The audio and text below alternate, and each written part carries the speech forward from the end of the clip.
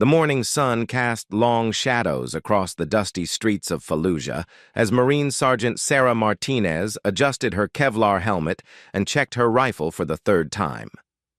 At 24 years old, she had already completed 2 tours in Iraq, but something about this particular patrol felt different. The intelligence reports had been inconsistent, and the local population seemed more nervous than usual. Sarah led a small reconnaissance team through the narrow alleyways of the Al-Anbar province. Her team consisted of 4 other Marines, all experienced soldiers who had learned to trust each other's instincts in the dangerous urban warfare environment of Iraq. The mission was straightforward: investigate reports of insurgent activity in a residential compound and gather intelligence on potential weapons caches. As they moved through the maze-like streets, Sarah noticed the unusual silence. Normally, children would be playing in the courtyards, women would be hanging laundry, and merchants would be setting up their small shops. Today, the streets were eerily empty. She signaled to her team to maintain heightened awareness and reduce their movement speed.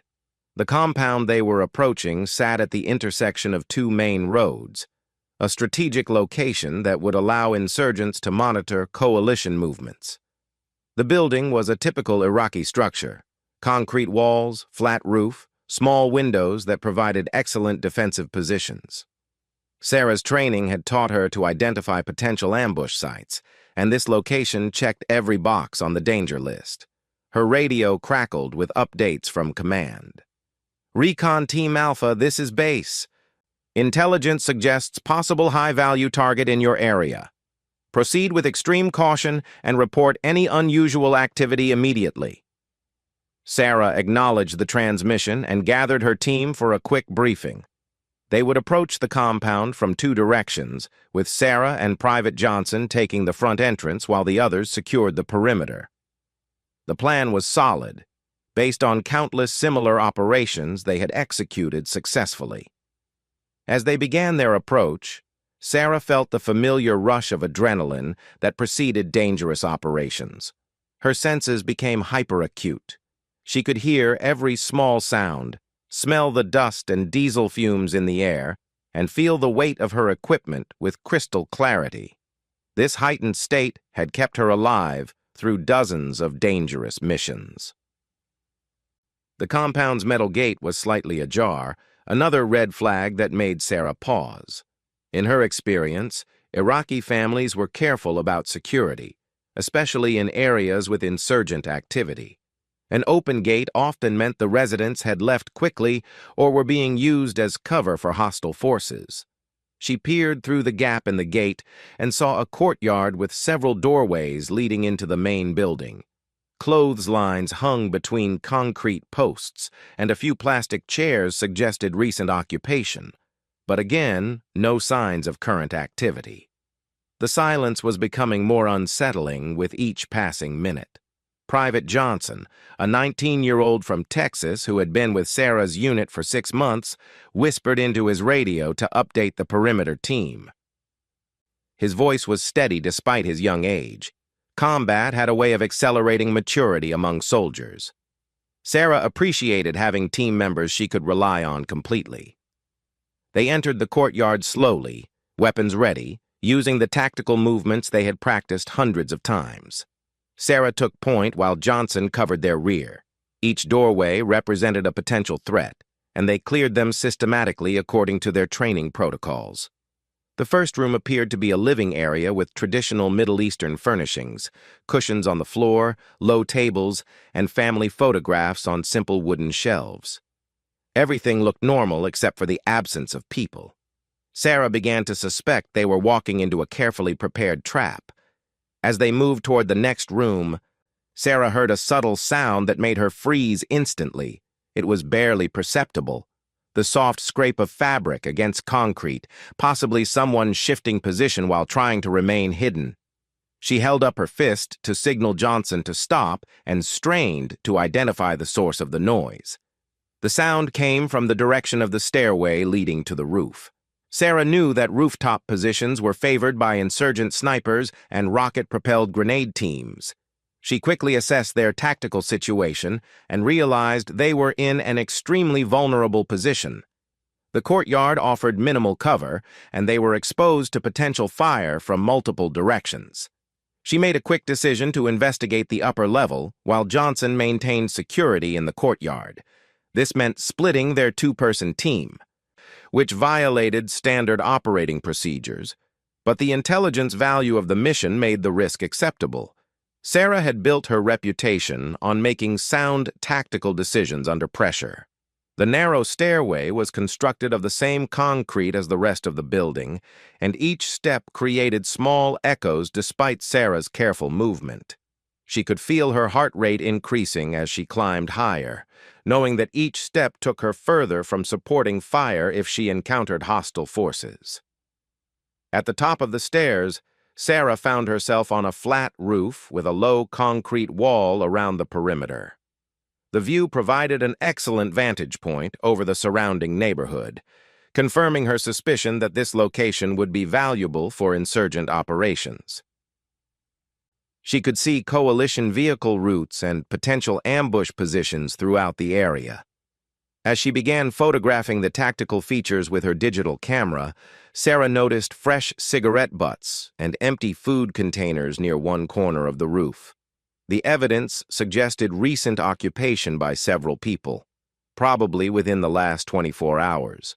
This intelligence would be valuable for planning future operations in the area. She was examining what appeared to be communication equipment hidden under a tarp when she heard Johnson's urgent voice on her radio. "Sergeant Martinez, we have movement in the adjacent building, multiple personnel, possibly armed. Request immediate guidance." Sarah quickly evaluated her options. They could withdraw immediately and call for backup, or they could attempt to gather more intelligence while maintaining their current position. The decision would affect not only their immediate safety but also the success of ongoing operations in the region. Before she could respond to Johnson, Sarah heard the distinctive sound of multiple weapons being charged simultaneously. The metallic clicking came from several directions, indicating they were surrounded by an unknown number of insurgents. Her training kicked in automatically as she prepared for what was about to become a deadly firefight.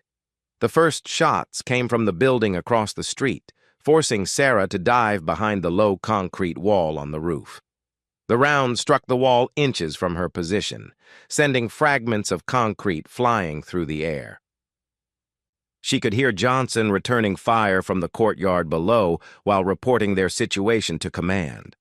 Sarah quickly assessed her tactical position and realized she was trapped on the rooftop with limited cover and no clear escape route.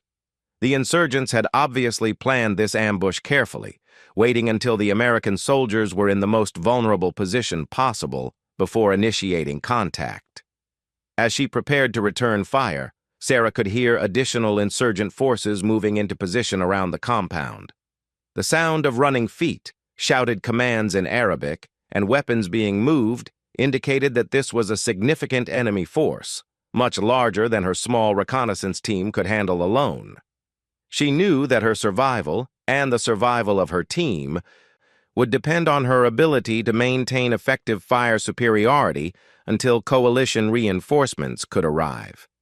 The radio traffic indicated that help was on the way, but it would take at least 20 minutes for the nearest units to reach their position.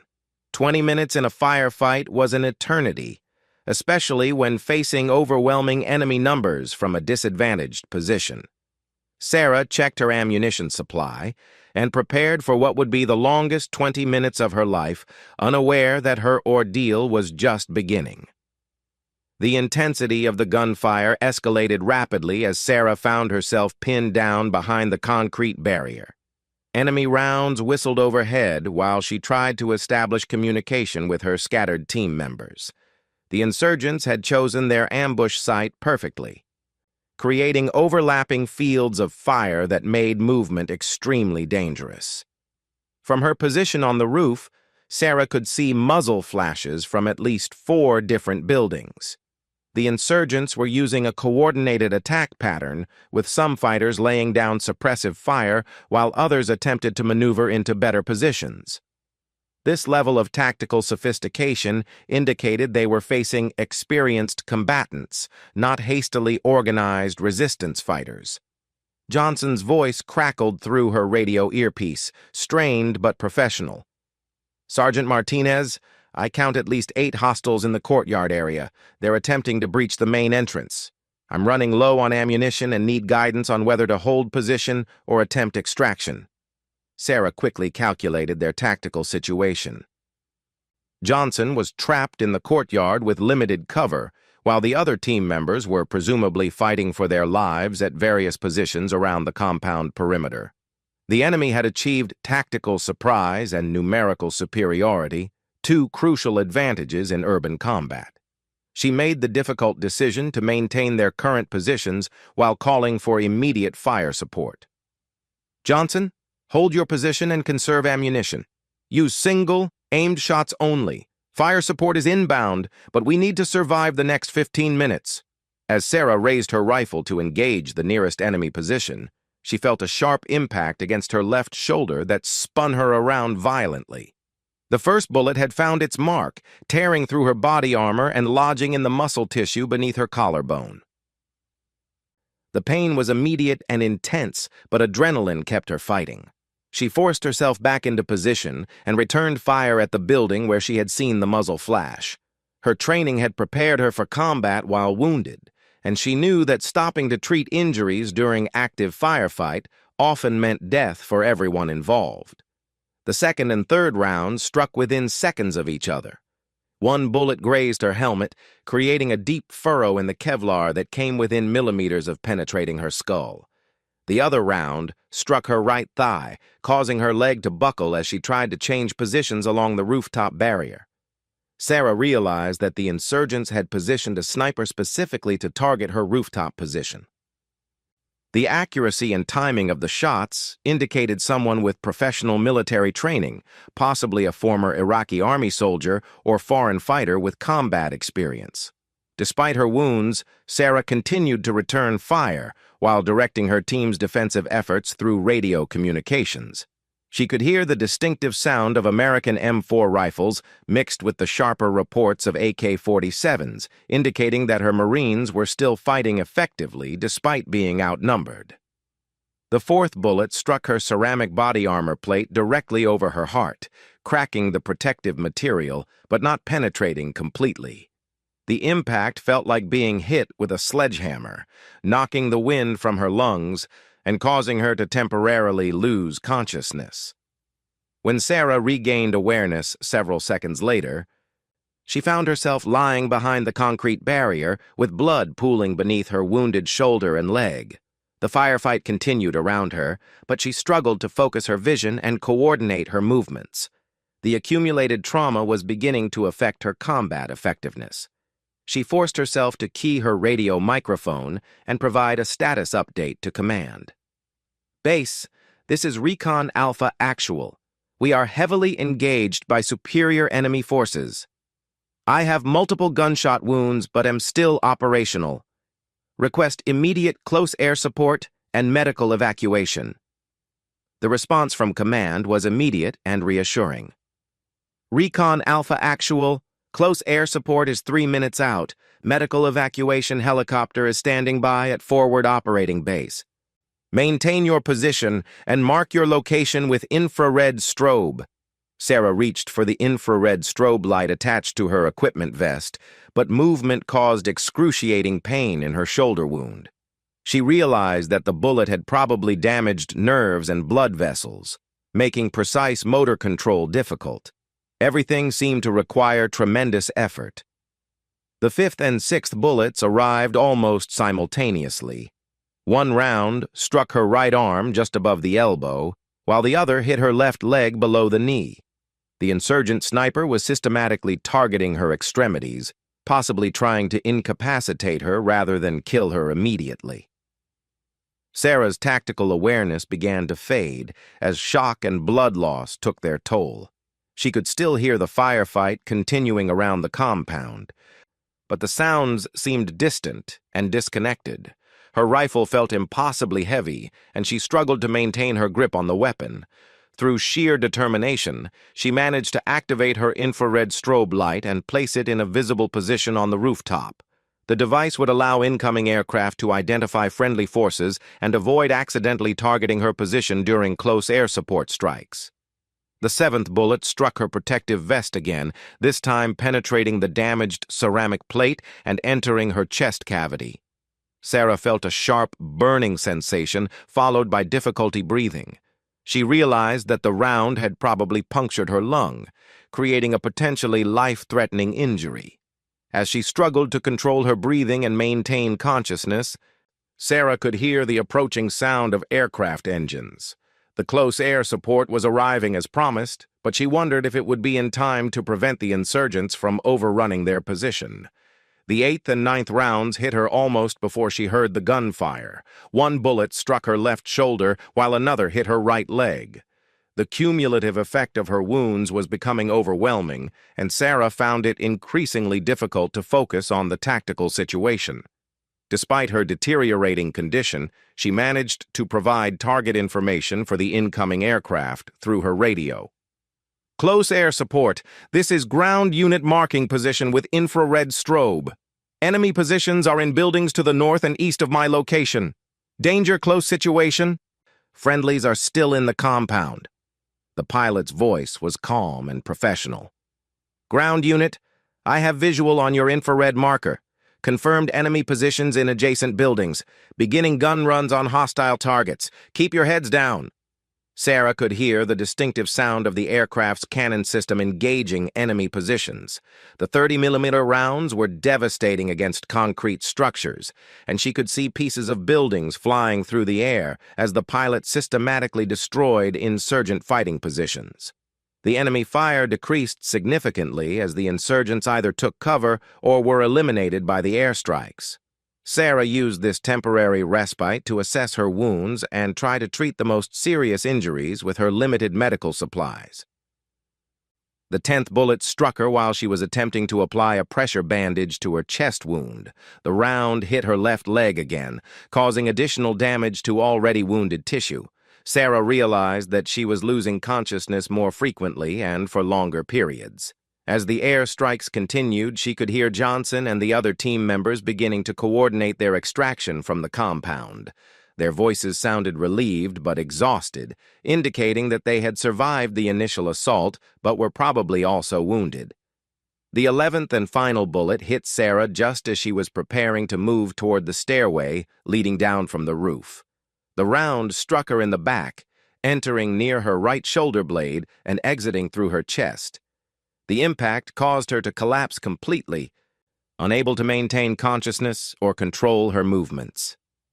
As darkness closed in around her, Sarah could hear the sound of helicopters approaching for medical evacuation. She tried to respond to radio calls, but found that she could no longer speak or move her arms. The last thing she remembered was the sound of American voices calling her name and the feeling of hands checking her wounds. When Sarah finally lost consciousness, she was alone on the rooftop of a building in one of the most dangerous cities in Iraq. Her team believed she was dead. The medical evacuation helicopter had departed with other wounded soldiers, and insurgent forces were regrouping for another assault. Her incredible ordeal of survival was just beginning. The insurgents, believing all American forces had been killed or evacuated, began moving through the compound to collect weapons and intelligence materials. They avoided the rooftop where Sarah lay motionless, assuming she was already dead and would be dealt with later. This mistake would prove crucial to her survival over the next 48 hours. Sarah drifted in and out of consciousness throughout the first night, her body fighting to survive despite massive blood loss and multiple traumatic injuries. The concrete rooftop was cold against her back, and she could feel her strength ebbing away with each passing hour. Pain had become a constant companion, radiating from 11 different bullet wounds across her body. During her moments of clarity, Sarah could hear insurgent activity in the buildings around the compound.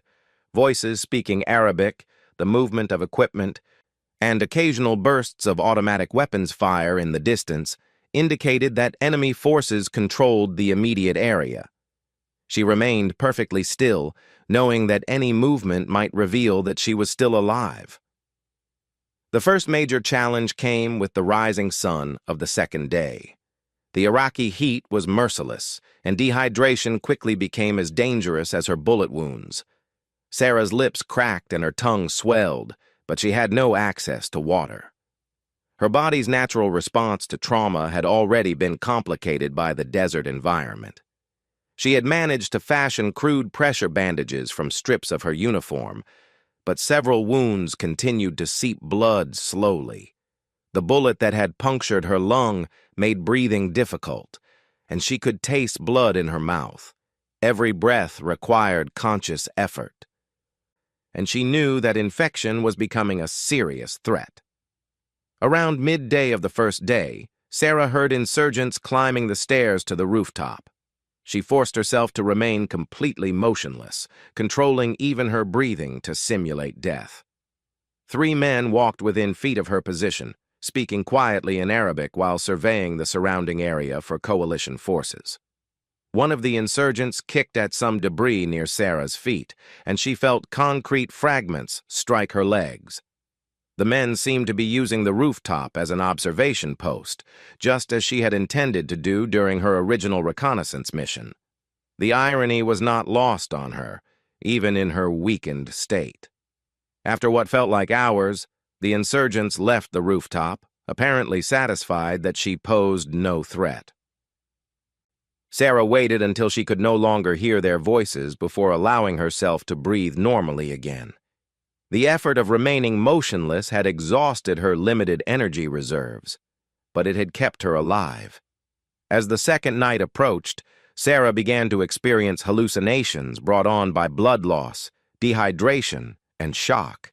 She imagined conversations with her family back home in Arizona, relived memories from her childhood, and sometimes believed she could hear her drill instructors from Marine Corps boot camp shouting encouragement. The hallucinations were both a blessing and a curse. They provided psychological escape from her desperate situation, but they also made it difficult to distinguish between real threats and imaginary ones. Several times during the night, Sarah prepared to defend herself against enemies that existed only in her mind. By the morning of the second day, Sarah's condition had deteriorated significantly. Her wounds showed signs of infection, her fever was rising, and she was becoming increasingly disoriented. She knew that without medical attention soon, she would not survive another day in the desert heat. Despite her condition, Sarah's military training continued to influence her behavior. She maintained operational security by remaining hidden, conserved her energy for essential functions, and continuously assessed her tactical situation. These automatic responses, drilled into her through years of military service, were keeping her alive when conscious decision-making became impossible. During the afternoon of the second day, Sarah heard the distant sound of American helicopters conducting search operations. The aircraft were too far away to see her position, but their presence gave her hope that coalition forces were still looking for missing personnel from her unit. She tried to signal the helicopters using the reflective surface of her dog tags, but her weakened arms could barely lift the metal identification tags into the sunlight. The aircraft passed without detecting her position, leaving Sarah feeling more isolated and desperate than before. That evening, as Sarah slipped in and out of consciousness, she began to hear a different type of aircraft overhead. The sound was lower and more sustained than the helicopters, suggesting fixed-wing aircraft conducting surveillance or reconnaissance missions. These flights continued throughout the night, giving her hope that search efforts were intensifying. On the morning of the third day, Sarah awoke to the sound of small arms fire much closer than before. Through her fevered haze, she could distinguish the sharp reports of American M4 rifles from the deeper sounds of insurgent AK-47s. Coalition forces were fighting their way into the area, probably following intelligence leads about her missing reconnaissance team. The firefight grew in intensity as American forces encountered organized insurgent resistance throughout the neighborhood. Sarah could hear the distinctive sound of Bradley fighting vehicles engaging targets with their 25mm cannon systems, indicating that a significant operation was underway. As the battle moved closer to her compound, Sarah summoned her remaining strength to prepare for potential rescue or final combat. She checked her sidearm and found that she had 3 rounds remaining in her pistol. If insurgents discovered her position before American forces arrived, she was determined to account for herself as a Marine. The sound of American voices speaking English reached her ears around midday of the 3rd day. Sarah tried to call out, but her voice was barely a whisper due to dehydration and her punctured lung. She managed to tap her pistol against the concrete barrier, creating a faint metallic sound that might attract attention. The voices grew closer, and Sarah could make out the tactical communications of a special operations unit conducting a detailed search of the compound. The professionalism and precision in their movements indicated that these were elite soldiers, probably Navy SEALs or Army Rangers, specifically tasked with finding missing personnel. "Building clear on the 1st floor, moving to 2nd level," came a voice from the stairway below her position. Sarah used all her remaining strength to tap her pistol against the concrete 3 times, the universal signal for friendly forces in distress. The footsteps on the stairs stopped immediately, followed by urgent whispers as the soldiers processed the unexpected sound. Sarah heard weapons being readied and tactical positions being adjusted as the team prepared to investigate the rooftop area. "Possible survivor on the roof. Approach with caution," commanded a voice that carried the authority of long combat experience. Sarah could hear multiple personnel moving carefully up the stairs, their equipment creating subtle sounds that indicated heavily armed and experienced operators. When the first soldier appeared at the top of the stairway, Sarah tried to identify herself as a friendly casualty, but could only manage weak hand gestures. The SEAL immediately recognized her as an American service member and called for medical support while maintaining security around her position. "We have a survivor! Female Marine, multiple gunshot wounds, critically wounded but alive. Need immediate medical evacuation." The SEAL's voice carried amazement that anyone could have survived such extensive injuries for so long in enemy territory. As the Navy SEAL medic began emergency treatment on her wounds, Sarah finally allowed herself to believe that she might survive her ordeal. The medical attention was professional and immediate, with the team using advanced battlefield medicine techniques to stabilize her condition for transport. The helicopter evacuation was swift and efficient, with Sarah being transferred to a forward medical facility within 30 minutes of being found. As the aircraft lifted off from the compound, she could see the neighborhood where she had spent 2 days fighting for survival, looking peaceful and ordinary from above. During the flight to the hospital, Sarah learned that her team members had all survived the initial firefight, but had been forced to withdraw when they believed she was dead. The decision to launch a recovery operation had been based on intelligence indicating that enemy forces might be using her compound for continued operations.